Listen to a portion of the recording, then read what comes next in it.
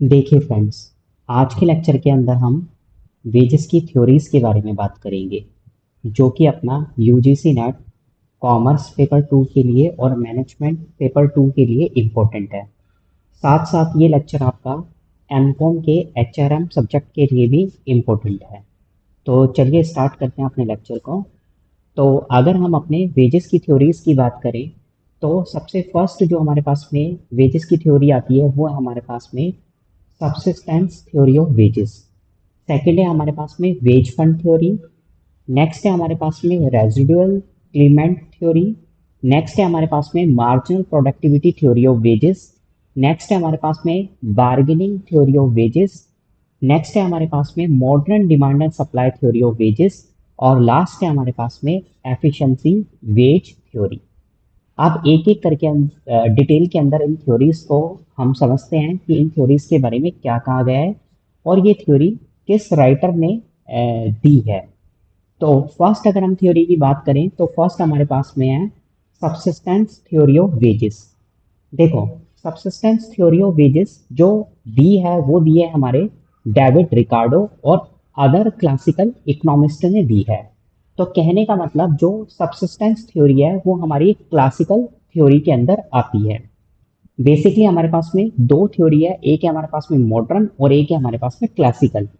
पर ये जो थ्योरी पढ़ रहे हैं ये हमारे क्लासिकल इकोनॉमिस्ट ने दी है और ये थ्योरी हमारे क्लासिकल एस्पेक्ट के थ्रू पढ़ी जाती है। अब इस थ्योरी के अंदर मेन आइडिया क्या है, मतलब ये थ्योरी के बारे में हमें क्या पढ़ना है, इस थ्योरी ने हमें क्या बताया है। देखो, ये थ्योरी हमें बताती है कि हम लेबर को एक मिनिमम लेवल के ऊपर हम वेज पे करते हैं। यानी सिर्फ लेबर को इतना ही पैसा पे किया जाता है कि वो अपनी बेसिक नीड को पूरा कर सके। यानी कि वेजेस जब हम पे करते हैं तो उसका एक सब्सिस्टेंस लेवल को तय कर दिया जाता है। इस लेवल के ऊपर वेज देने पर या इस लेवल के नीचे वेज देने पर अपनी वेज का रेट क्या होता है, इफेक्ट होता है। तो कहने का मतलब इस थ्योरी के अकॉर्डिंग अगर आप लेबर को एक मिनिमम लेवल के ऊपर वेज दे रहे हो, उसके मतलब सब्सिस्टेंस लेवल के ऊपर अगर आप वेज दे रहे हो तो कोई भी इफेक्ट नहीं आएगा। पर इस लेवल से जब आप उसकी वेजेस को घटाओगे या बढ़ाओगे तो उसकी वेजेस रेट के ऊपर इफेक्ट पड़ेगा। एग्जाम्पल के लिए मान के चलो, हमने एक वेजेस का लेवल डिसाइड कर दिया। और क्या वेजेस का हमने लेवल डिसाइड कर दिया कि मान के चलते हैं, एक मिनट में पेन ले लेता हूँ। मान के चलते हैं हमने अपने वेजेस का जो एक ग्राफ बना लेते हैं और वेजेस का जो लेवल है वो हमने मान के चलते हैं हमने ये वाला जो वेजेस का लेवल है ये हमने डिसाइड कर दिया। ये हमारे पास में एक सब्सिस्टेंस लेवल है, यानी कि ये हमारे पास में एक मिनिमम लेवल है। अगर इस लेवल से ऊपर बढ़ाकर अगर आप वेज दोगे या इस लेवल से अगर नीचे, अगर आप इस लेवल से अगर नीचे आ जाओगे, इस लेवल से अगर नीचे वेज पे करोगे तो आपकी जो वेज रेट है वो इफेक्ट करेगी। कैसे इफेक्ट करेगी? मान के चलते हैं आपने जो वेजेस दी है वो ये दी है। अगर मान के चलो हम इस वेजेस से बढ़कर हम इस लेवल के ऊपर आ जाएंगे तो क्या होगा कि जो बंदे काम नहीं कर रहे थे बढ़ी हुई वेजेस के ऊपर वो भी काम करने के लिए तैयार हो जाएंगे। और जब वो लोग तैयार होंगे तो इसका मतलब लेबर की सप्लाई क्या हो गई है, ज्यादा वेजेस को देखते हुए लेबर की सप्लाई क्या हो गई है, हमारे जो लेबर की सप्लाई है वो क्या हो गई है, लेबर की सप्लाई हमारी इंक्रीज हो गई है। लेबर की सप्लाई इंक्रीज होने के कारण जो आप वेजेस लेवल वेजेस का जो लेवल ये आपने दे रहे थे, ये आप पे कर रहे थे, मिनिमम से ऊपर जो आप पे कर रहे थे वो दोबारा से घटकर किसके ऊपर आ जाएगा, आपके सब्सटेंस लेवल के ऊपर दोबारा से आपका मेंटेन हो जाएगा, दोबारा से डिक्रीज हो जाएगा, क्योंकि आपके जो लेबर है उसकी सप्लाई बढ़ गई है। और लेबर की सप्लाई अगर बढ़ गई है तो क्या होगा कि ज्यादा क्वांटिटी के अंदर आपको लेबर मिल रही है तो डेफिनेटली हम क्या करेंगे, वेज का रेट हम कम कर देंगे। इसी तरीके से मान के चलो अगर आप इस लेवल से कम अगर आप वेजेस पे कर रहे हो, यानी कि इस लेवल के ऊपर अगर आप वेज पे कर रहे हो, इस लेवल के ऊपर वेज पे कर रहे हो, तो जो बंदे काम कर रहे थे क्योंकि वेजेस उनको कम मिल रही है तो वो भी काम करना छोड़ देंगे क्योंकि उनको वेजेस कम मिल रही है। जब इस लेवल के ऊपर आप वेज पे करोगे, क्योंकि वर्कर की सप्लाई इस टाइम के ऊपर, इस लेवल के ऊपर वर्कर की सप्लाई क्या हो जाएगी, इस लेवल के ऊपर वर्कर की सप्लाई क्या हो गई है, कम हो गई है, क्योंकि वेज आप कम पे कर रहे हो तो वो आपकी फर्म को छोड़कर जाने लग जाएंगे। तो आप वेजेस के रेट को क्या करोगे, जो आपकी इंडस्ट्री है वो वेजेस के रेट को क्या करेगी, वेजेस के रेट को इंक्रीज करेगी। और जब इंक्रीज करेगी तो कितना इंक्रीज करेगी, दोबारा से अपने लेवल को कहां पर ले जाएगी, अपने सब्सटेंस लेवल के ऊपर ले जाएगी, यानी कि उसी मिनिमम लेवल के ऊपर ले जाएगी। तो कहने का मतलब ये थ्योरी हमें क्या बताती है, सब्सिस्टेंस थ्योरी हमें क्या बताती है कि वेजेस उतनी ही पे किए जाती है, एक लेवल के ऊपर, एक मिनिमम लेवल के ऊपर पे की जाती है कि आपके वर्कर की रोटी, कपड़ा और मकान की जरूरतें पूरी हो जाए। अगर उस लेवल से ऊपर चले गए तो आपको जो लेबर की सप्लाई है वो बढ़ जाएगी, और कुछ दिनों के बाद में जब लेबर की सप्लाई बढ़ जाएगी तो कुछ दिनों के बाद में दोबारा से वेजेस का लेवल क्या आ जाएगा, आपका उसी लेवल के ऊपर आ जाएगा, यानी कि डाउन आ जाएगा, यानी कि मिनिमम लेवल के ऊपर आ जाएगा। अगर उस लेवल से, यानी कि मिनिमम लेवल से या सब्सिस्टेंस लेवल से अगर आप कम वेज पे कर रहे हो, तो इसका मतलब जो काम कर रहे हैं वो भी आपके काम को छोड़कर चले जाएंगे, और आपको डेफिनेटली वेज को बढ़ाना पड़ेगा। कहां पर, मिनिमम लेवल तक, यानी कि सब्सिस्टेंस लेवल तक। तो कहने का मतलब आपकी जो वेज है वो आपके एक सब्सिस्टेंस लेवल के ऊपर मेंटेन होकर रहती है, वहां तक वेजेस पे की जाती है। ठीक है, ये मैंने आपको एक्सप्लेनेशन इसकी बताई दी है। एक बार हम स्लाइड के अंदर से भी पढ़ लेते हैं क्या क्या एक्सप्लेनेशन के अंदर हमें बताया गया है। देखो, एक्सप्लेनेशन के अंदर अगर हम फर्स्ट पॉइंट की बात करें तो फर्स्ट पॉइंट के अंदर लिख रखा है कि if wages rise about the substance level, worker living condition improve. वही बात है, अभी मैंने आपको बताया, अगर आप इस मिनिमम लेवल से ऊपर अगर वेज पे करोगे तो आपके वर्कर का जो लिविंग ऑफ कंडीशन है वो क्या हो जाएगा, इंप्रूव हो जाएगा, क्योंकि उन्हें मिनिमम लेवल से ऊपर वेज मिल रही है। मिनिमम लेवल के अंदर तो आप क्या कर पाओगे, सिर्फ रोटी, कपड़ा और मकान की जरूरतों को पूरा कर पाओगे। अगर इस लेवल से ऊपर आप वेज पे करोगे तो इसका मतलब उनकी लिविंग कंडीशन सुधर रही है। अगर सेकंड पॉइंट की अगर हम बात करें तो सेकंड पॉइंट के अंदर बताया है population increase due to higher birth rates. क्या हो रहा है कि अगर आप सब्सटेंस लेवल से ऊपर अगर वेजेस पे करोगे तो आपकी पॉपुलेशन इंक्रीज होगी, क्योंकि आपका क्या है कि जो बेसिक नीड है, सबसे पहले तो आप क्या करोगे, अपनी बेसिक नीड को ही पूरा करोगे ना। मिनिमम वेजेस के ऊपर तो आप बेसिक नीड को ही पूरा करते हैं, पर अगर बेसिक नीड से, बेसिक लेवल से अगर मैं आपको ऊपर की वेजेस अगर पे करूंगा तो बर्थ रेट भी आपका बढ़ेगा। और वही बात है, अगर बर्थ रेट बढ़ेगा तो पॉपुलेशन बढ़ रही है, पॉपुलेशन बढ़ रही है तो आपके वर्क फोर्स बढ़ रहे हैं, वर्क फोर्स बढ़ रहे हैं तो आपके लेबर की सप्लाई बढ़ रही है, लेबर की सप्लाई बढ़ रही है तो दोबारा से आपका वेजेस का लेवल डाउन आ जाएगा। और कहां तक डाउन आएगा, आपका सब्सटेंस लेवल तक आपका डाउन आ जाएगा। नेक्स्ट अगर हम बात करें तो लेबर सप्लाई इंक्रीज, वही बात है। नेक्स्ट है, अगर increase labour supply cause wages to fall back to the subsistence level, वही बात है, अभी मैंने आपको एक्सप्लेन कर ही दिया पूरे डायग्राम के अंदर। अगर आपकी लेबर की सप्लाई बढ़ेगी तो आपको क्या रिजल्ट मिलकर आएगा कि ये दोबारा से बैक आ जाएगा कहां पर, आपके सब्सिस्टेंस लेवल के ऊपर। ठीक है, ये मैंने आपको पॉइंट सारे डिस्कस कर ही दिए। नेक्स्ट अगर हम बात करें तो नेक्स्ट हमारे पास में आएगा merits and the criticism of this theory. इस थ्योरी के हमारे पास में कौन कौन से मेरिट और क्रिटिसिज्म है, किस थ्योरी के, सब्सिस्टेंस थ्योरी के कौन कौन से मेरिट है। देखो, फर्स्ट अगर मेरिट की अगर हम बात करें तो पहला हमारे पास में इसका फायदा क्या है कि इस थ्योरी ने वेजेस को पॉपुलेशन के साथ में कनेक्ट किया है। कैसे कनेक्ट किया है, मैंने अभी आपको समझाया था, अगर आपकी पॉपुलेशन बढ़ेगी तो मिनिमम लेवल से, अगर आप मिनिमम लेवल के ऊपर पे कर रहे थे, अगर मिनिमम लेवल से ऊपर पे कर रहे हो तो आपकी पॉपुलेशन बढ़ेगी, मतलब कि वर्क फोर्स आपका बढ़ेगा। और वर्क फोर्स जब आपके पास में बढ़ेगा इसका मतलब लेबर की सप्लाई बढ़ रही है, और लेबर की सप्लाई बढ़ रही है तो डेफिनेटली आप वेज को दोबारा से डाउन ले आओगे। तो वेजेस का रिलेशन आपने पॉपुलेशन के साथ में दिखाया हुआ है। नेक्स्ट है, इस थ्योरी ने दिखाया है। नेक्स्ट है हमारे पास में, अगर सेकंड अगर हम मेरिट की बात करें तो सेकंड हमारे पास में है help explain low wages during the early industrialisation. देखो, इसने हमें ये समझाने में हमारी हेल्प करी है कि जो अर्ली इंडस्ट्रियलाइजेशन है, जब हमारे इंडस्ट्री की ग्रोथ हो रही थी, जैसे पहली इंडस्ट्रियल पॉलिसी हमारे पास में 1950, वैसे तो इंडस्ट्रियल पॉलिसी हमारे पास में 1948 के अंदर, फिर 1951 के अंदर, फिर 1956 के अंदर, ऐसे हमारी बनती चली गई। पर 1948 के अंदर, 1951 के अंदर आपने देखा होगा कि काम करने वाले बंदे ज्यादा थे, यानी कि पॉपुलेशन ज्यादा थी, यानी कि वर्क फोर्स ज्यादा थे, लोगों को काम नहीं मिल रहा था। और नई नई इंडस्ट्री सेटअप हो रही थी, उन इंडस्ट्री ने लोगों को काम दिया, रोजगार दिया। तो उन्हें जरूरत से ज्यादा लेबर की सप्लाई हो गई थी, और लेबर की सप्लाई ज्यादा होने की वजह से हमने वेजेस क्या कर रखी थी, डाउन कर रखी थी। तो इसी थ्योरी ने हमें समझाया है कि इंडस्ट्रियलाइजेशन का जो फेज था उसके अंदर लो वेजेस क्यों हुई थी, क्योंकि वहां पर आपके जो लेबर है उसकी सप्लाई को हमने बढ़ा दिया था। नेक्स्ट इसकी कुछ कमियां भी है। कौन कौन सी कमियां हैं? अगर इसके फायदे हैं तो इसकी कुछ कमियां भी है। अगर हम पहली कमी की अगर हम बात करें तो population does not always increase with the higher wage. इसने बताया, जैसे आपने बताया कि भाई अगर आप हाई वेज दोगे ना तो जो काम नहीं कर रहे थे ना वो भी अट्रैक्ट होंगे काम करने के लिए, पर ऐसा जरूरी नहीं है ना।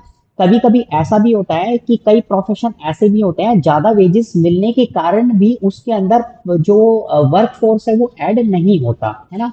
तो हर बार ये सिचुएशन नहीं आती कि अगर आप किसी को ज्यादा वेज दे रहे हो तो उसका वर्कफोर्स बढ़ेगा, यानी कि आपके पॉपुलेशन की ग्रोथ होगी, यानी कि आपके जो लेबर है वो आपके इंक्रीज होंगे। नेक्स्ट इसकी क्रिटिसिज्म क्या है कि इसने क्या करा, जो प्रैक्टिकल एनवायरनमेंट के अंदर प्रेजेंट है चीजें, यानी कि जैसे आपकी ट्रेड यूनियन और गवर्नमेंट का हस्तक्षेप, गवर्नमेंट का इंटरवेंशन, उसको तो इसने कहीं दूर दूर तक मेजर ही नहीं करा। जबकि ये प्रैक्टिकल लाइफ के अंदर वेजेस को बहुत ज्यादा इम्पैक्ट करते हैं और उनका इस थ्योरी के अंदर किसी भी प्रकार का कोई भी स्टडी नहीं किया गया। नेक्स्ट अगर हम बात करें तो अगली इसकी क्रिटिसिज्म क्या है कि does not explain wage difference among the occupation. कई बार क्या होता है कि जो वेजेस होती है ना वो ऑक्यूपेशन टू ऑक्यूपेशन या प्रोफेशन टू प्रोफेशन क्या करती है, आपकी डिफरेंशिएट करती है। जैसे मान के चलते हैं कि जैसे हम अपना ही अगर एग्जांपल ले ले तो जैसे कोई अगर साइंस साइड से अगर कोई पढ़ा रहा है या साइंस साइड से कोई कोर्स कर रहा है या कोई बीटेक कर रहे हैं ना, तो उनकी सैलरी आपको अलग मिलेगी है ना। टीचिंग प्रोफेशन से आपको अलग सैलरी मिलेगी। तो क्या होता है कि जो सैलरी होती है वो ऑक्यूपेशन टू ऑक्यूपेशन डिफरेंट हो सकती है, पर इसके अंदर क्या किया गया है, इस तरीके का किसी प्रकार का कोई भी ऑक्यूपेशन से डिफरेंस नहीं किया गया सैलरी के बीच में। तो ये इसकी कुछ क्रिटिसिज्म थी। अगली अगर हम थ्योरी की बात करें तो अगली हमारे पास में है वेज फंड थ्योरी। अब वेज फंड थ्योरी जो दी थी वो किसने दी थी, वो दी थी हमारे मिल ने, है ना। जॉन स्टार्ट मिल ने दी थी। अब इस थ्योरी के पीछे आइडिया क्या है, देखो इसके नाम से ही पता चल रहा है। क्या नाम से पता चल रहा है? Veg fund. वेज फंड का मतलब है कि आपके एम्प्लॉयर ने वेजेस को पे करने के लिए अलग से फंड क्रिएट कर रखा है। अगर एम्प्लॉयर को वेजेस पे करनी है तो वो क्या करेगा, जो उसने फंड बना रखा है उस फंड के अंदर से पैसा निकालकर आपकी वर्क फोर्स को वेजेस पे कर देगा। अब इसके लिए एक फार्मूला भी बताया हुआ है इस थ्योरी के अंदर। क्या फार्मूला है? सिंपल सा फार्मूला है कि भाई अगर आपको वेज रेट निकालनी है तो वेज रेट का फार्मूला है कि आपने कितना तो वेज के लिए फंड बनाया हुआ है। जैसे मान के चलो आप लोगों ने कितना वेज फंड बनाया हुआ है, मान के चलते हैं आप लोगों ने 1,000 रुपए क्या कर रखे हैं, वेज फंड के वेजेस के लिए एक फंड बनाया हुआ है। और आपके पास में वर्कर कितने हैं, मान के चलते हैं आपके पास में जो वर्कर काम कर रहे हैं वो मान के चलो 100 वर्कर काम कर रहे हैं। तो आपकी रेट कितनी निकल कर आ गई, हमारे पास में रेट निकल कर आ गई 10 रुपए पर वर्कर। हम क्या कर रहे हैं, वेजेस पे कर रहे हैं। ये हमारा वेज निकालने का एक रेट हो गया, इस थ्योरी ने हमें बताया है, वेज का रेट निकल गया। अब अगर हम इसकी एक्सप्लेनेशन की अगर हम बात करें तो ये थ्योरी क्या एक्सप्लेन करती है, देखो ये थ्योरी एक्सप्लेन करती है कि भाई आप लोग क्या करो, आपको अगर वेजेस पे करनी है तो वेजेस पे करने के लिए आप एक फिक्स रिजर्व बनाकर चलो, है ना। कि भाई वेजेस को पे करने के लिए हमारे पास में एक अलग से फंड पड़ा हुआ है, ये फिक्स फंड है, इस फंड का प्रयोग हम कहां पर करेंगे, वेजेस को पे करने के लिए ही करेंगे। सेकंड अगर हम एक्सप्लेनेशन के पॉइंट की अगर बात करें तो इसने क्या बताया कि जैसे जैसे अगर आपका फंड बढ़ गया तो वैसे वैसे आपका क्या होगा, वेज रेट भी बढ़ जाता है ना। जैसे जैसे आपका वेज फंड बढ़ गया तो वैसे वैसे आपका रेट भी बढ़ जाएगा। बट अगर आपके वर्कर इंक्रीज हो गए, है ना, वर्कर इंक्रीज हो गए, अब वर्कर इंक्रीज हो गए, मान के चलते हो आपने 1,000 रुपए आपने फंड बनाया हुआ था, है ना। 1,000 रुपए आपने फंड बनाया हुआ था क्योंकि ये तो आपका फिक्स ही रहेगा, पहले वाले पॉइंट के अंदर हमने पढ़ा है। अगर हम वर्कर की संख्या को 10 से बढ़ाकर हम कितना कर देते हैं, अब 10 से बढ़ाकर अगर हम 20 कर देते हैं तो वेज रेट क्या हो जाएगा, आपका कम हो जाएगा। ये तो नॉर्मल सी बात है। अगर हम देखें तो अब हमारे पास में पहले हमारे पास में 100 वर्कर काम कर रहे थे, अब एक काम करते हैं हम 200 ले लेते हैं, 20 नहीं लेते 200 ले लेते हैं। तो अगर वेज रेट अगर अब हम निकाले तो वेज रेट कितना हो गया, 5 रुपए पर वर्कर आपका क्या हो गया, वेज रेट हो गया। तो पहले से आपके वेजेस का जो रेट है वो कम हो गया। डेफिनेटली क्या हो गया कि भाई आपने जो वेज फंड बना रखा है वो तो फिक्स अमाउंट के अंदर ही है। अगर उसके अंदर ज्यादा आप पार्टनर रखोगे, ज्यादा उसके अंदर अगर कंट्रीब्यूट करवाओगे तो डेफिनेटली उसका रेट क्या हो जाएगा, कम हो जाएगा। हर किसी के हिस्से के अंदर कम शेयर आएगा। नेक्स्ट अगर हम बात करते हैं, अगर वेज फंड बढ़ा दोगे, जैसे मैंने आपको पहले भी बता दिया, तो वेज की जो रेट है, वेजेस भी जो है वो आपकी क्या हो जाएगी, इंक्रीज हो जाएगी, है ना। अगर यहाँ पर मैं 1000 ना लिखकर अगर यहाँ पर मैं 2000 कर दूं और वर्कर मैं 100 ही कर दूं, तो आपका वेज रेट कितना हो गया, 20 हो गया, है ना। तो इजी सी थ्योरी थी, इसके नाम से हमें क्लियर हो रहा था वेज फंड थ्योरी क्या है। अगर हम इसके मेरिट और डीमेरिट की अगर हम बात करें, तो उसके कुछ मेरिट और डीमेरिट्स भी है। तो मेरिट की अगर हम बात करें, तो ये क्या करता है कि highlighted the role of the capital in the wages payment. ये क्या करता है, कैपिटल के रोल को हाईलाइट करता है वेजेस के पेमेंट के लिए। देखो कैपिटल का मतलब, देखो कैपिटल के रोल को कैसे हाईलाइट कर रहा है। देखो आपने रिजर्व बना लिया है ना, तो रिजर्व बना लिया इसका मतलब आपने पैसा क्या कर दिया, अलग से आपने कहीं पर उठा कर रख लिया, है ना। अलग से उठाकर रखा हुआ पैसा क्या कहलाता है, आपकी कैपिटल ही तो है। तो इसने क्या करा, वेजेस की पेमेंट के अंदर रिजर्व की भूमिका को बताया है, कैपिटल की भूमिका को बताया है। नेक्स्ट अगर हम मेरिट की अगर हम बात करें, तो नेक्स्ट हमारे पास में है कि simple and easy to understand. ये क्या है कि एकदम सिंपल मेथड है, आपको पता है कि भाई अगर आपने वेज फंड को बढ़ा दिया और नंबर वेज फंड को बढ़ा दिया और आपके पास में 100 ही वर्कर है, तो भाई ज्यादा पैसा मिलेगा एक बंदे को। अगर आपने वेज फंड को कम कर दिया या आपने वर्कर की संख्या को बढ़ा दिया, तो डेफिनेटली आपको क्या मिलेगा, पर वर्कर आपको कम पैसा मिलेगा। अगर इसकी कमियों की बात करें, तो इस थ्योरी की कुछ कमी भी है। क्या कमी है कि फर्स्ट अगर हम बात करें, तो पहले हमारे पास में wage fund is not fix. आपका वेज फंड कभी भी फिक्स नहीं होता। जबकि इसने क्या बोला, अजम्पशन के अंदर या हमने थ्योरी के अंदर देखा है कि इसने क्या करा है कि आपका जो वेजेस है ना, उसका जो फंड है ना, इसने क्या कर दिया, वो फिक्स रख लिया, है ना, कि भाई ये आपका फंड फिक्स रहेगा, इससे ना तो आप घटाओगे ना बढ़ाओगे एक पर्टिकुलर टाइम पीरियड के अंदर। नेक्स्ट है हमारे पास में सेकंड, अगर हम क्रिटिसिज्म की बात करें, तो सेकंड है हमारे पास में employer can borrow and invest more. देखो आपको ना फंड फंड बनाना है ना। अब वैसे तो अगर हम देखें, तो फंड कहाँ से बनना चाहिए, आपके प्रॉफिट्स के अंदर से बनना चाहिए। रिजर्व कहाँ से क्रिएट होना चाहिए, प्रॉफिट के अंदर से क्रिएट होना चाहिए। पर कई बार आपके जो एम्प्लॉयर होते हैं, वो क्या करते हैं, वेजेस को पे करने के लिए कहीं बाहर से भी उधार ले लेंगे और बाहर से उधार लेके बोल देंगे कि भाई ये तो हमारा फंड है और इसके अंदर से हम पैसा दे रहे हैं, जो कि कुछ हमें गलत लगता है। कि हम अगर बिजनेस के डेफिनेशन की अगर हम बात करें या बिजनेस के कॉन्टेक्स्ट के अंदर देखें, तो ये प्रैक्टिस हमारे लिए ठीक नहीं है। ठीक है, तो ये भी क्या है, इसकी कमी है। नेक्स्ट है हमारे पास में, बाद में ना जो इससे देने वाला बंदा था, जो मिल थे, उन्होंने इस थ्योरी को, अपनी थ्योरी को रिजेक्ट कर दिया था। तो ये इसकी क्रिटिसिज्म है। नेक्स्ट अगर हम थ्योरी की बात करें, तो अगली हमारे पास में है रेजिडुअल कैलिमेंट थ्योरी। रेजिडुअल कैलिमेंट थ्योरी के अंदर क्या बताया गया है कि सबसे पहले तो ये जो दी थी वो हमारे फ्रांसिस अमेसा वोल्कर ने दी थी। नेक्स्ट इस थ्योरी के पीछे क्या आइडिया है, देखो क्या आइडिया है। देखो हमारे पास में ना, आप सब लोगों ने छोटी क्लासेस के अंदर पढ़ा होगा, हमारे पास में ना प्रोडक्शन के कुछ फैक्टर होते हैं, है ना, जैसे लैंड, लेबर, कैपिटल और एंटरप्रेन्योर, है ना। ये चार फैक्टर हमारे पास में प्रोडक्शन के होते हैं। अब इस थ्योरी ने क्या बताया कि भाई लैंड का पैसा देने के बाद में, है ना, और कैपिटल का पैसा देने के बाद में और एंटरप्रेन्योर का पैसा देने के बाद में, यानी कि लैंड के बदले में रेंट देने के बाद में, क्योंकि लैंड के बदले में क्या कंसिडरेशन दिया जाएगा, रेंट दिया जाएगा, एंटरप्रेन्योर को प्रॉफिट देने के बाद में और कैपिटल के ऊपर इंटरेस्ट देने के बाद में, जो भी बचा हुआ हिस्सा होता है वो क्या होता है, लेबर के अंदर बांट दिया जाता है। और जो लेबर के अंदर बट रहा है वही क्या है, हमारे पास में वेजेस है। इस थ्योरी का सिंपल सिंपल सा ये मतलब है कि क्या है कि residual theory means, residual theory का मतलब है कि बचे हुए हिस्से के अंदर, कैलिमेंट का मतलब क्या होता है, कैलिमेंट का मतलब होता है हिस्से, मतलब कि दावेदार, है ना, बचा हुआ दावेदार, बचा हुआ दावेदार। रेजिडुअल का मतलब बचा हुआ और कैलिमेंट का मतलब क्या होता है, दावेदार, मतलब बचे हुए हिस्से के ऊपर दावा रखने वाला।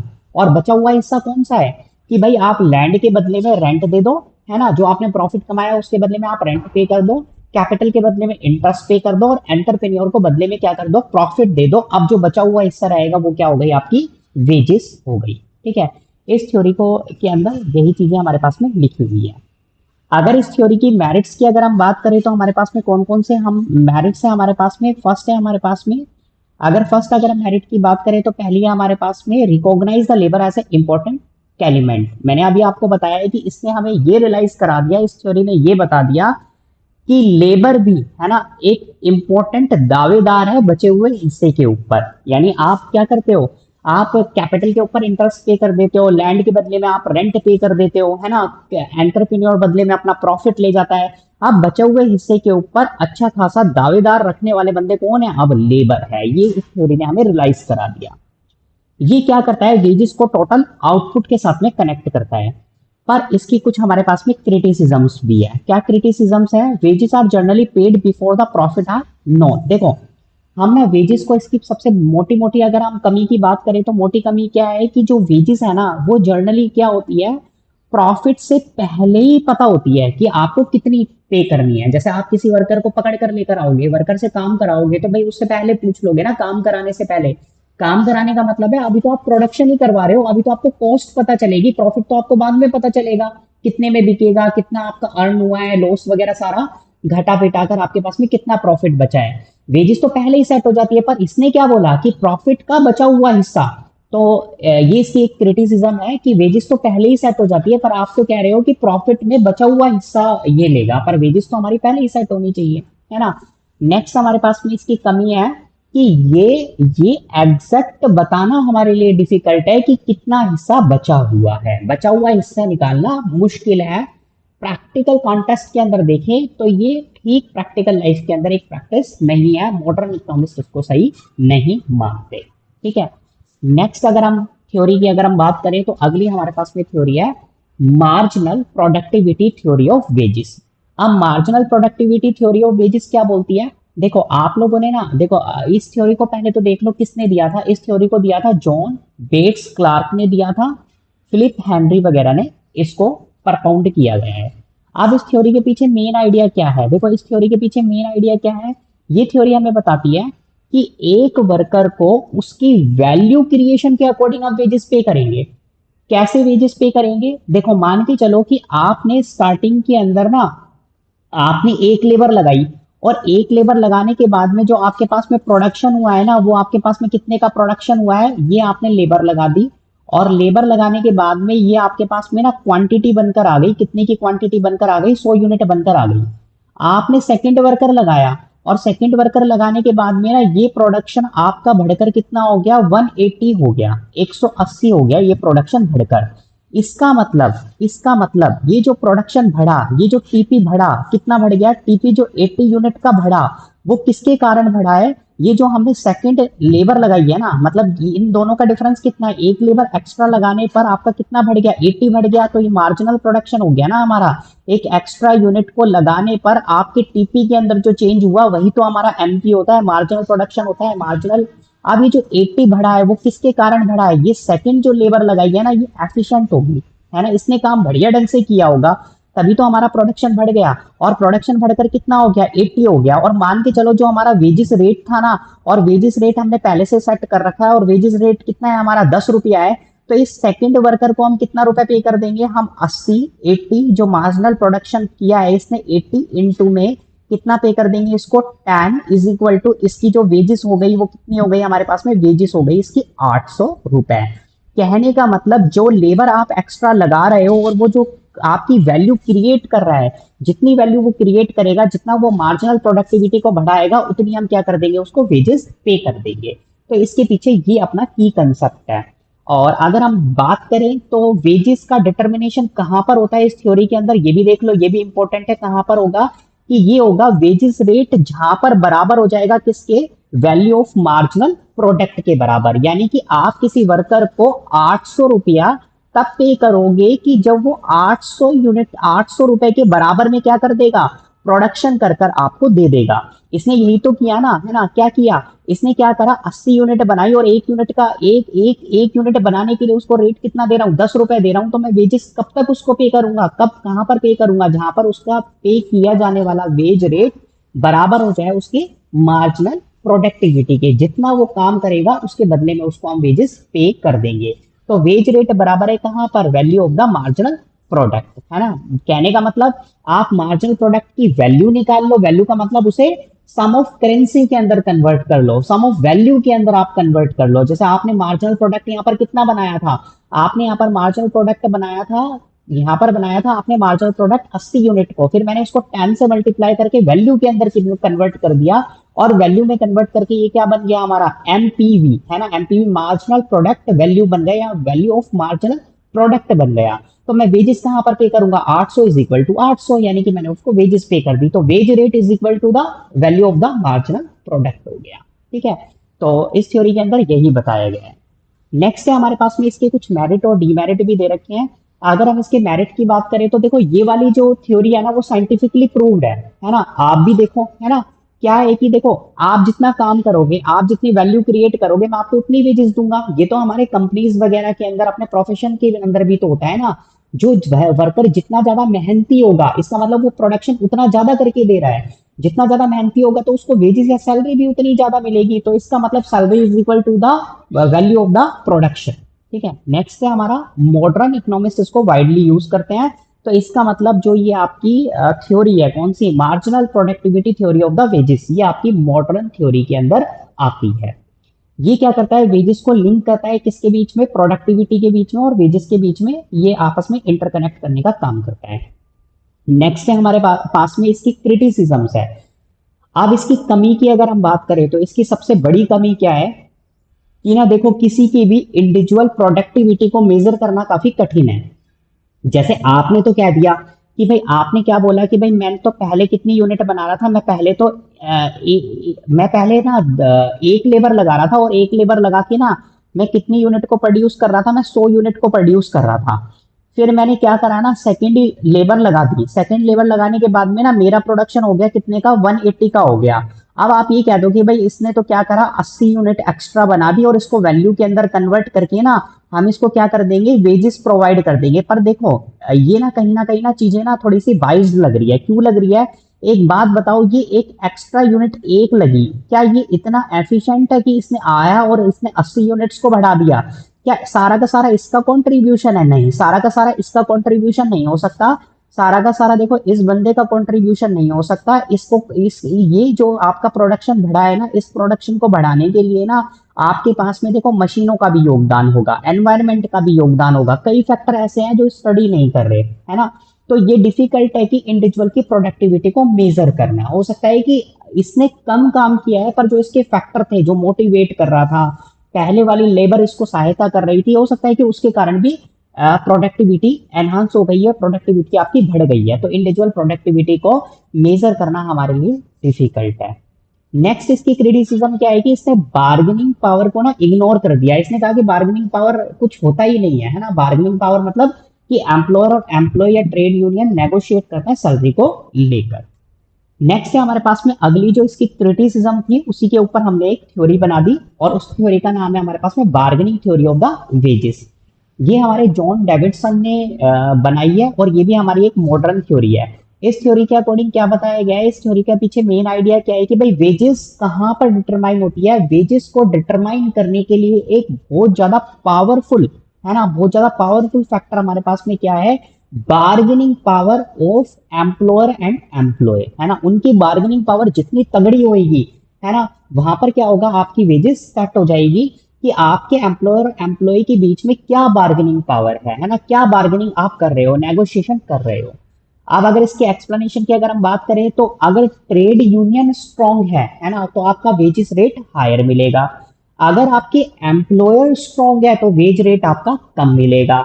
और दोनों आपस में नेगोशिएट करेंगे, और दोनों नेगोशिएट कर कर एक पॉइंट के ऊपर आके मिलेंगे, और जो पॉइंट के ऊपर दोनों आकर मिले हैं उसी ही क्या बोलते हैं हम, उसे ही हम वेज रेट का नाम दे देते हैं। वेज रेट आपका सेट हो गया, किसके कारण सेट हुआ, नेगोशिएशन के कारण सेट हुआ, बार्गेनिंग पावर के कारण सेट हुआ, तो इसलिए बोलते हैं इसे bargaining theory of the wages. अगर इसके मेरिट और डीमेरिट की अगर हम बात करें तो मेरिट क्या है, इसके रियलिस्टिक थ्योरी है, क्योंकि अगर हम मॉडर्न मार्केट के अंदर देखें तो देखो ट्रेड यूनियन नाम की चीज पाई जाती है, और प्रैक्टिकल एनवायरनमेंट के अंदर ये चीज हमारे एग्जिस्ट करती है। तो ये एक प्रैक्टिकल थ्योरी के अंदर आता है और मॉडर्न थ्योरी के अंदर आता है।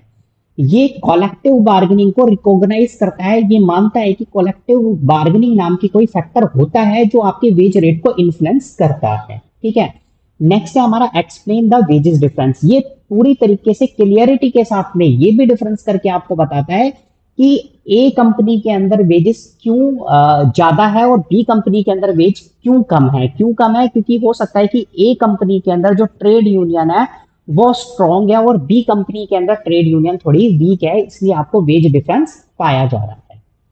नेक्स्ट है हमारा, इसकी कुछ क्रिटिसिज्म है। क्या क्रिटिसिज्म है कि भाई इसका ना, इसमें ना वेज निकालने का ना कोई प्रिसाइज फार्मूला नहीं है। मतलब बार्गेनिंग पावर के ऊपर चीजें सेट होती है, ना तो मिनिमम लेवल है ना कोई फार्मूला है, इसका कोई फार्मूला नहीं है। ठीक है। नेक्स्ट है हमारे पास में अगला, इसका क्रिटिसिज्म क्या है कि भाई बार्गेनिंग पावर को ना मेजर करना डिफिकल्ट है, इजिली बार्गेनिंग पावर को मेजर नहीं किया जा सकता। अगला अगर हम बात करें तो हम अगली थ्योरी हमारे पास में modern demand and supply theory of the wages. ये तो देखो बड़ी इजी है। देखो क्या है इस थ्योरी के अंदर, देखो मैं बताता हूँ आपको क्या है। देखो मान के चलो, ये हमारे पास में ना एक ग्राफ बनाया, आपने देखा होगा कि डिमांड का डायग्राम बनता है ऐसे, है ना। ये हमारे पास में क्या है, डी और डी डायग्राम है। और डी और डी डायग्राम क्या करता है, ये डी डी क्या है, लेबर, डिमांड ऑफ लेबर, है ना। डिमांड ऑफ लेबर, और ये क्या है हमारे पास में, सप्लाई ऑफ लेबर, है ना। ये डिमांड ऑफ लेबर है और ये हमारे पास में सप्लाई ऑफ लेबर है ना। जहां पर ये दोनों ना इंटरसेक्ट कर जाएंगे, दोनों कट जाएंगे, क्योंकि दोनों वेजेस के साथ में एक का तो पॉजिटिव रिलेशन होता है और एक का नेगेटिव रिलेशन होता है। ये जो पॉइंट निकल कर आ रहा है, ये जो पॉइंट कटे हैं दोनों आपस में एक दूसरे के ऊपर इंटरसेक्ट कर रहे हैं, यही क्या है हमारा वेज रेट हो जाता है ना। तो मॉडर्न थ्योरी क्या कहती है, मॉडर्न थ्योरी कहती है कि मॉडर्न थ्योरी आपकी वहां पर सेट हो, मतलब डिमांड और सप्लाई के बेस के ऊपर आपका वेज रेट सेट होता है। और जहां पर डिमांड और सप्लाई डायग्राम एक दूसरे को इंटरसेक्ट कर देते हैं, वहां पर क्या होता है, आपका वेज रेट क्या हो जाता है, सेट हो जाता है। अब अगर हम बात करें तो लेबर की डिमांड कहाँ कहाँ की जा सकती है, लेबर की डिमांड कहाँ कहाँ की जाएगी भाई। अगर आपकी लेबर की प्रोडक्टिविटी अच्छी है तो हम लेबर की डिमांड करेंगे, आप लोगों की डिमांड करेंगे। अगर आप हमें ज्यादा प्रोडक्शन करके दोगे तो आपकी डिमांड ज्यादा होगी। अगर प्रोडक्ट की डिमांड मार्केट के अंदर ज्यादा है तो हम लेबर की डिमांड को भी क्या करेंगे, बढ़ा देंगे। टेक्नोलॉजी है ना, वो भी डिपेंड करती है, डिमांड डिमांड को घटाती बढ़ाती है। बिजनेस कंडीशन भी डिमांड को घटाती बढ़ाती है। जैसे सर्दियों के टाइम के ऊपर आइसक्रीम वगैरह नहीं बनती, तो आइसक्रीम को बनाने के लिए जो लेबर होती है उसकी डिमांड कम हो जाती है। लेबर की सप्लाई कहाँ का डिपेंड करती है, पॉपुलेशन के ऊपर डिपेंड करती है ना। अगर आपकी पॉपुलेशन ज्यादा है तो सप्लाई भी ज्यादा होगी। एजुकेशन और स्किल के ऊपर भी डिपेंड करती है, माइग्रेशन, है ना। जैसे जैसे अपने यहाँ पर जो बिहार से जो लोग आ रहे हैं, बिहार से जो वर्क फोर्स आ रही है, उसकी यहाँ पर डिमांड ज्यादा है ना। तो माइग्रेशन के कारण भी डिपेंड करती है, सप्लाई सप्लाई डिसाइड की जाती है। वर्किंग कंडीशन भी सप्लाई को इफेक्ट करती है। अगर आपकी यहाँ पर वर्किंग कंडीशन अच्छी है तो आपको लेबर की सप्लाई ज्यादा मिल सकती है। वही चीजें बता रखी है। देखो डिमांड कर्व क्या होता है आपका, लेबर का स्लॉप डाउनवर्ड होता है ना। अगर आप वेज रेट मतलब कि इसका और हाँ, डिमांड कर्व जो होता है वो इसका क्या होता है, डाउनवर्ड स्लोप दिखाई देता है।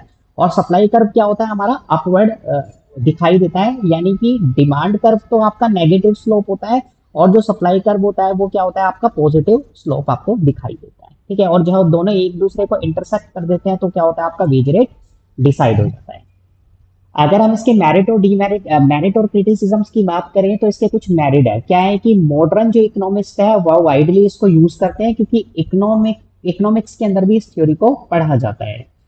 ये क्या करती है, वेजेस को जो सेट किया जाता है वो कॉम्पिटिटिव मार्केट के अंदर सेट किया जाता है। कॉम्पिटिटिव मार्केट का मतलब है कि परफेक्ट कंपटीशन के अंदर सेट किया जाता है। और परफेक्ट कंपटीशन के अंदर किसी चीज का प्राइस कह लो, है ना, किसी चीज की वेजेस कह लो, है ना, किसी चीज का कुछ भी कह लो, कंसिडरेशन कह लो, तो परफेक्ट कंपटीशन के अंदर ये सारी चीजें क्या मिलती है, कांस्टेंट मिलती है ना। प्राइस क्या रहता है आपका, फिक्स रहता है। चाहे क्वांटिटी को आप कितना ही घटा लो और कितना ही बढ़ा लो, यानी कि आपकी क्वांटिटी कितनी भी घट जाएगी कितनी भी बढ़ जाएगी, पर उसका रेट क्या रहेगा, फिक्स रहेगा। अब ये फिक्स रेट निकला कैसे है, उसी की वजह से निकला है। ये डिमांड का डायग्राम हो गया, और ये हमारे पास में पॉजिटिव स्लोप आपका सप्लाई का डायग्राम हो गया। जो दोनों एक दूसरे को कट कर देंगे तो वहां पर क्या हो जाएगा आपका, ये आपका वेजेस का रेट डिसाइड हो गया। अगर मैं इसको बढ़ा दूं और इन डायग्राम्स को हटा दूं तो आपको क्या दिखेगा, ये आपका पैरेलल ही दिखेगा टू द एक्स ओरिजिन, है ना, ओ एक्स एक्सिस। नेक्स्ट है हमारे पास में अगली, अगर इसकी मेरिट की बात करें तो अगर इसकी हम क्रिटिसिज्म्स की अगर हम बात करें तो ये क्या मानता है कि हमारे पास में जो मार्केट है ना वो कैसी है, परफेक्ट कॉम्पिटिटिव मार्केट है। ये बाकी के जितने भी इंस्टीट्यूशनल फैक्टर वगैरह है ना, इन सबको क्या करता है, ये उनको उनको इग्नोर कर देता है कि भाई इसके ऊपर बाकी किसी चीज का इम्पैक्ट ही नहीं पड़ता, डिमांड और सप्लाई का इम्पैक्ट पड़ता है। ठीक है। तो इसकी मेरिट और डीमेरिट थे। नेक्स्ट अगर हम बात करें तो अगली हमारे पास में थ्योरी है, और लास्ट थ्योरी है ये हमारे पास में, एफिशिएंसी वेजेस थ्योरी। अब एफिशिएंसी वेजेस थ्योरी क्या बताती है कि देखो अभी तक हमने क्या, सारी थ्योरी के अंदर हमने क्या पढ़ा है कि हमें थ्योरी बता रही है कि वेजेस आपका कहाँ पर सेट करना है ना, वेजेस का एक लेवल सेट करके दे दिया जाता है, वो हम उसको वेजेस पे कर देंगे। पर कभी कभी आपका जो एम्प्लॉयर है वो क्या करता है, जो लेवल सेट होकर आपका आ रहा है जान पूछकर उससे ज्यादा पे करता है, उस लेवल से ज्यादा पे करता है, यानी कि आपको एक एक्स्ट्रा रेट से वेजेस पे करता है। क्यों पे करता है, कि उसको उम्मीद होती है कि अगर हम वर्कर को ज्यादा वेजेस पे करेंगे तो हो सकता है कि वर्कर ज्यादा एफिशिएंसी से काम करेंगे, तो इसलिए इसे क्या बोलते हैं, एफिशिएंसी वेज थ्योरी बोला जाता है। वही बात है क्या, कि हायर वेज क्या क्या कर सकता है, हायर वेज प्रोडक्टिविटी को बढ़ा सकता है, लेबर टर्नओवर को कम कर सकता है, जो अपसेंट होती है लेबर छोड़ छोड़कर आपको जा रही है उसको कम कर देंगे, मोराल को इंक्रीज करता है ना, अट्रैक्ट द स्किल्ड एम्प्लॉय, आपके स्किल्ड एम्प्लॉय को अट्रैक्ट करता है। मेरिट क्या है, कभी कभी क्या होता है कि वेजेस को मार्केट रेट से भी ज्यादा वेजेस पे की जाती है, तो हम तो कहते हैं कि भाई मार्केट के अंदर जो रेट चल रहा है ना उसके अकॉर्डिंग वेजेस पे करो। पर कभी कभी आपको देखने में आता है कि मार्केट के अंदर जो रेट चल रहा है ना उससे ज्यादा वेजेस पे की जा रही है। उसके पीछे कारण क्या होता है कि आपको एक अच्छी एफिशिएंट लेबर आपको मिल जाए, तो उसके पीछे रीजन ये होता है, तो इसी थ्योरी ने उसको हमें बताया है। ये हमारे प्रैक्टिकल ऑब्जर्वेशन को सपोर्ट करता है कि भाई प्रैक्टिकल ऑब्जर्वेशन से हम वेजेस को सेट करते हैं कि भाई ये लेबर अच्छा काम कर रही है तो इसे हम क्या करेंगे, अच्छी वेजेस हम पे करेंगे। अगर इसकी क्रिटिसिज्म्स की अगर हम बात करें तो इसकी कुछ क्रिटिसिज्म है, ये क्या करता है, लेबर कॉस्ट को बढ़ा देता है ना, आर्टिफिशियल वेज को क्या करता है, हाईलाइट करके दिखाता है, मतलब आर्टिफिशियल वेज को ये बढ़ाता है ना। जैसे कई लेबर होती है काम भी नहीं कर रही पर भागदौड़ अच्छा कर रही है, तो वो एफिशिएंट तो नहीं है, पर वो एफिशिएंट अपने आप को दिखा रही है, तो क्या हो रहा है कि आपकी आर्टिफिशियल वेज क्रिएट हो रही है। तो इस थ्योरी की क्या है, ये हमारे पास में क्रिटिसिज्म है। अब अगर हम इसको एक कंपैरिजन चार्ट से समझे, तो कंपैरिजन चार्ट से अगर समझा जाए तो क्या क्या हम समझ सकते हैं, देखो क्या क्या चीजें हैं। देखो जो सब्सिस्टेंस थ्योरी थी वो किसके ऊपर डिपेंड करती है, मिनिमम लेवल के ऊपर डिपेंड करती है कि भाई वर्कर्स को क्या है कि मिनिमम रहने के लिए, जैसे रोटी कपड़ा और मकान जैसी जरूरत को पूरा करने के लिए एक वेजेस पे की जाती है। वेज फंड थ्योरी ने आपको क्या बताया, वेज फंड थ्योरी ने बताया है कि भाई हम क्या करते हैं कि भाई एक फंड क्रिएट कर देते हैं और उस फंड का यूज हम वेजेस को पे करने के लिए करते हैं। रेजिडुअल कैलिमेंट थ्योरी ने क्या बताया है कि भाई बचा हुआ हिस्सा जैसे इंटरेस्ट पे कर दिया, रेंट पे कर दिया और एंटरप्रेन्योर को बदले में प्रॉफिट पे कर दिया, तो बचा हुआ हिस्सा किसका हो गया, वर्कर्स का हो गया। मार्जिनल प्रोडक्टिविटी थ्योरी ने क्या बताया है कि वर्कर क्या करेंगे, अगर आउटपुट के अंदर कंट्रीब्यूशन करेंगे तो जितना वो कंट्रीब्यूट कर रहा है उसे वैल्यू के अंदर कन्वर्ट कर कर उसको हम वेजेस पे कर देंगे। बार्गेनिंग थ्योरी ने आपको क्या बताया, बार्गेनिंग थ्योरी ने हमें बताया कि नेगोशिएटिंग पावर के ऊपर डिपेंड करता है कि आपको कितनी वेजेस पे की जाएगी। डिमांड और सप्लाई थ्योरी ने क्या बताया है कि मार्केट की दो इंडिविजुअल फोर्सेस होते हैं, जैसे डिमांड और सप्लाई, जो दोनों जहां इंटरसेक्ट कर जाएंगे वहां पर क्या होगा, आपका वेज रेट सेट हो जाएगा। ठीक है, डिमांड एंड सप्लाई थ्योरी ने आपको ये बताया, ये दोनों रिपीट हो गए। ठीक है, तो ये चीजें थी। तो आई होप आपको ये थ्योरीज समझ में आ गई होगी अच्छे से। ये यूजीसी नेट कॉमर्स के लिए सेकंड पेपर के लिए, मैनेजमेंट के सेकंड पेपर के लिए और एमकॉम लेवल के लिए एचआरएम सब्जेक्ट के लिए ये वीडियो रेलिवेंट थी। आई होप आपको लेक्चर समझ में आया होगा। अगर लेक्चर पसंद आया तो लेक्चर को लाइक करें, कमेंट करें और आगे शेयर करें। आगे के लेक्चर्स के अंदर भी हम आगे और थ्योरीज के बारे में डिस्कशन करें। तो आज के लिए थैंक यू।